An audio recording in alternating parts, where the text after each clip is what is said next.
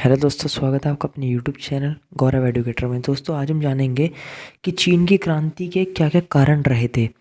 तो दोस्तों सबसे पहले बता दूं ये टॉपिक किसका है। दोस्तों टॉपिक आपको BA honours history honours BA programme history में और आपको क्लास 11th सीबीएसई का क्लास चैप्टर जो है आधुनिकीकरण के रास्ते, उसका ये क्लास 11th का चैप्टर 11th है, उसका एक टॉपिक है दोस्तों ये। एंड दोस्तों बीए और बीए ऑनर्स के बच्चों के लिए भी है और बाकी अदर प्रिपरेशन के लिए भी ये टॉपिक अक्सर पूछे जाते हैं। तो दोस्तों सबसे पहले चीनी क्रांति के कारण बताओ। दोस्तों 1911 में चीनी क्रांति के क्या क्या कारण थे वो आज हम जानेंगे। और इससे पहली वाली वीडियो में हमने ये जाना था कि चीन के ऊपर कैसे साम्राज्यवाद का शासन रहा।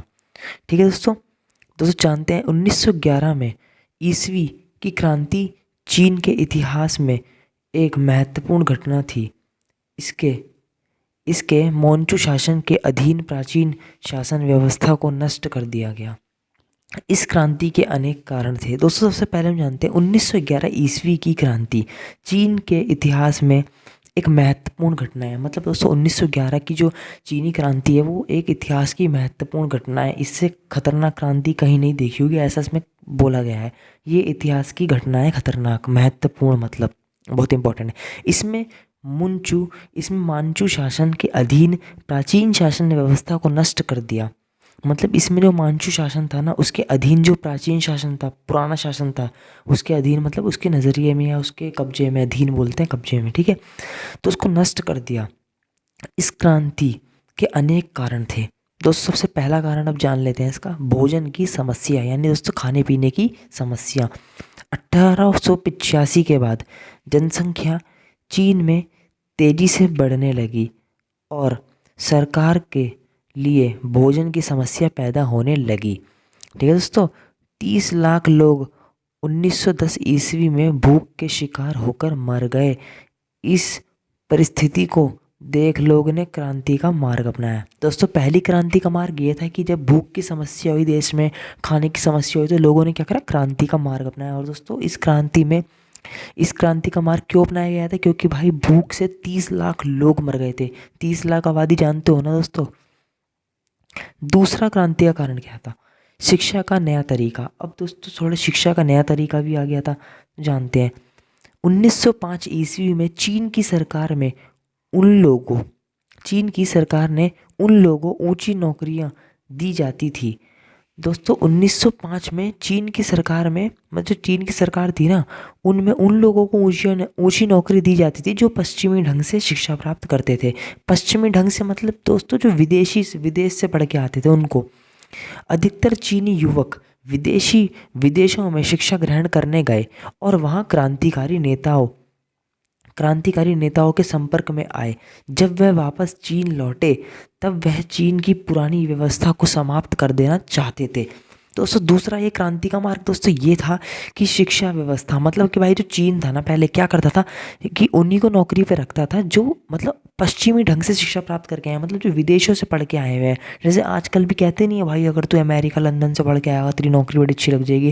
तो एक तरीके से ये एग्जाम्पल भी हम ले सकते हैं। इसके अंदर वही कहा गया कि चीन पहले जो पश्चिमी ढंग से पढ़ाई करके आता था उसको नौकरियां देता था। तो बच्चों ने क्या करा, ये स्टूडेंट्स से जब ये चीन में आए दोबारा, तो उन्होंने क्या करा, इस व्यवस्था को समाप्त कर देना का प्रयास किया, यानी आंदोलन या क्रांतियां करी। दोस्तों तीसरा, डॉक्टर सुनियात सेन के कार्य। दोस्तों डॉक्टर सुनियात सेन एक व्यक्ति थे जो चीन के ही थे। उनके क्या कार्य थे हम जानते हैं। डॉक्टर सुनियात सेन ने चीन में क्रांति लाने में महत्वपूर्ण योगदान दिया। वह क्रांतिकारी थे, ठीक है दोस्तों। उन्होंने मंचू वंश के विरोध लोगों को संगठित किया। दोस्तों उन्होंने जो मंचू वंश था ना उसके विरुद्ध लोगों को संगठित किया। धीरे धीरे लोगों में उसके क्रांतिकारी विचार पनपने लगे। उसके प्रचार के कारण चीन में क्रांति आई। मतलब दोस्तों जो डॉक्टर सुन यात सेन थे ना, इन्होंने चीन में क्रांति लाने में एक महत्वपूर्ण योगदान दिया है, वो भी मंचू वंश के विरोध। दोस्तों चौथा हमारा जो बनता है, संचार के साधनों का विकास। संचार मतलब जानते हो, कम्युनिकेशन मीन्स टेलीफोन या बहुत चीज़ें संचार, जैसे कि गाड़ियों का आ जाना। गाड़ियाँ भी एक तरीके से संचार का काम करती हैं।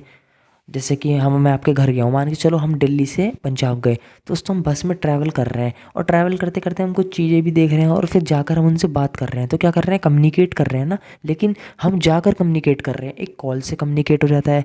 ठीक है दोस्तों, तो अब जानते हैं चीन में यातायात तथा संचार के साधनों का विकास के साथ साथ क्रांतिकारी विचारों का विकास हुआ। इन साधनों के विकास से चीन में क्रांति जल्दी से पनपने लगी। दोस्तों ये देखो, मैंने वही बताया कि जैसे अगर अच्छे अच्छे व्हीकल्स, गाड़ी, मोबाइल, टेलीफोन आने लग गए तो लोग इधर उधर जाने लग गए, कॉल पे बात होने लग गई, तो लेटर की तरह लफड़ा पड़ा नहीं, तो क्या हुआ, चीन में जल्दी जल्दी क्रांति फैलने लग गई। जैसे कि दोस्तों गाइस हम एग्जाम्पल ले सकते हैं, आपके कहीं गली में 3-4 चोर आ गए हैं, ठीक है दोस्तों, एंड आपके घर में भी चोर आ गए हैं, तो आप क्या करोगे, व्हाट्सअप या तुरंत पुलिस को कॉल कर दोगे, पुलिस तुरंत आ जाएगी। तो पहले के टाइम पे क्या होता था, ऐसा नहीं होता था कि जैसे किसी घर में चोर आ गया तो भाई वो लेटर लिख के पुलिस को भेजेगा, जब तक पोस्ट ऑफिस भी नहीं आएगा वो पोस्ट ऑफिस को भी फोड़ देंगे, गोली से उड़ा देंगे। ऐसा एक मैंने एग्जांपल दिया है, समझ में आ गया होगा आई होप। दोस्तों पहला जो आखिरी पॉइंट बनता है हमारा, क्रांतिकारी संगठन की गतिविधियाँ। दोस्तों जो क्रांतिकारी व्यक्ति थे, लोग थे, उनका जो संगठन था, उनकी गतिविधियाँ क्या थी, गतिविधियाँ मतलब होता है उनके क्या क्या प्लान्स थे, क्या क्या कार्य थे, क्या क्या उन्होंने करा था। ठीक है दोस्तों, ताइपिंग तथा बक्सर आंदोलन या बक्सर विद्रोह। बक्सर आंदोलन दोस्तों मैंने पहली वीडियो में आपको समझाया था, बक्सर आंदोलन क्यों छेड़ा गया था, जब चीन पर कब्जा कर लिया था, मतलब जापान ने शायद, हाँ जापान ने, और फिर जब वहाँ के लोगों ने विद्रोह किया था तो उसको क्या बोला था, बक्सर आंदोलन था वो, और बक्सर आंदोलन को जापान ने कुचल दिया था। ऐसा मैंने आपको पार्ट 1 में पूरा एक्सप्लेन करके समझाया था, चीन में साम्राज्यवाद, जो कि पहला वीडियो था इसका। दोस्तों जानते चलो इसको, ताइवान तथा बक्सर विद्रोह आंदोलन से ये स्पष्ट हो गया है कि चीन के लोग निराश हैं। मतलब भाई अब इसी आंदोलन, जब लोगों ने आंदोलन करे दो दो, ताइपिंग और बक्सर, तो इससे क्या स्पष्ट हो गया भाई, चीन के लोग नाराज हैं। सही बात है, जब आंदोलन इसलिए तो करते हैं, लोग नाराज होते हैं। तो यह नाराशा चीन जापान युद्ध के बाद और भी बढ़ गई। ठीक है दोस्तों, क्रांतिकारी दल कहाँ गए, एक मिनट, क्रांतिकारी दल तुंग मिंग हुंग, क्रांतिकारी दल तुंग मिंग हुई के सदस्य खुले तौर पर मंचू विरोधी प्रचार करने लगे, जिससे क्रांतिकारी एक वातावरण तैयार हो गया।